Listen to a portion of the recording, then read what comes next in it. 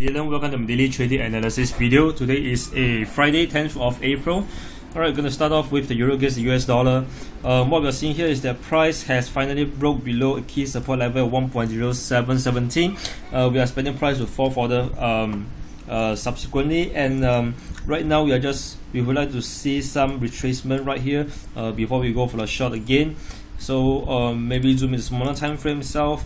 We are waiting for price to retrace a little bit further, somewhere closer to the previous support level 1.0717 before we look for a short. And of course from there we are expecting price to fall all the way to the price of 1.0493, Fibonacci expansion 141.4%.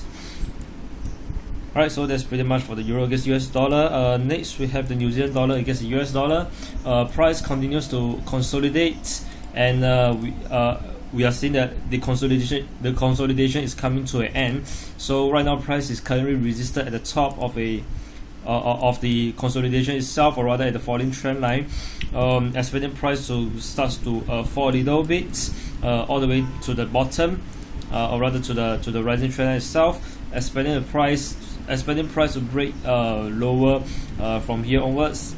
So zooming the smaller time frame, probably we would like to see price to retrace a little bit back to near to the price of 0.7589 before we look for a short opportunity again all the way to the rising trend line at the bottom.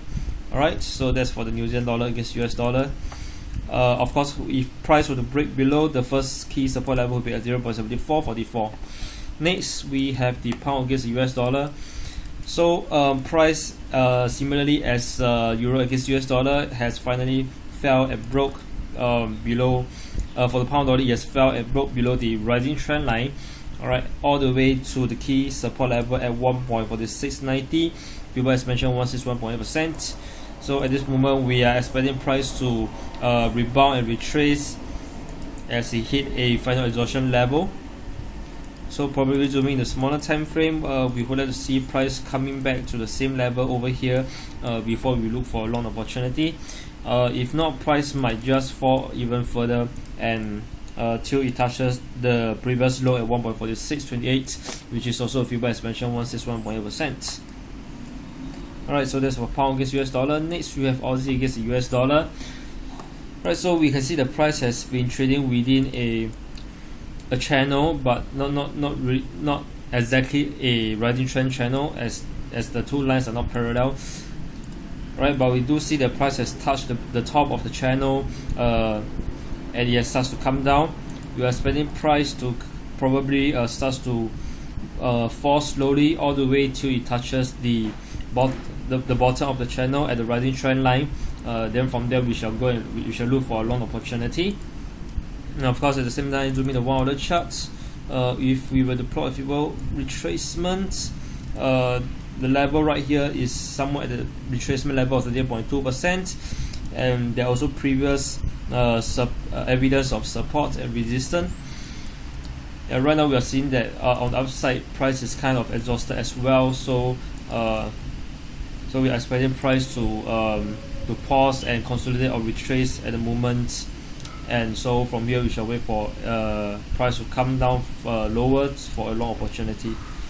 So next we have the dollar against the Japanese yen. So price appreciated further after being resisted by at the key level at 120.36, came down and it starts to went up again all the way and break above the key level at 120.36. So we are expecting price to appreciate further. So right now we are just waiting for price to retrace a little bit further back to the support level, the previous resistance level that's been broken at 120.36 before we look for a long opportunity. Alright, so once price begin to appreciate, this resistance level will be at 121.01, and from there we shall see how it goes. Alright, last but not least, with the dollar against the Swiss franc. So price has appreciated as well.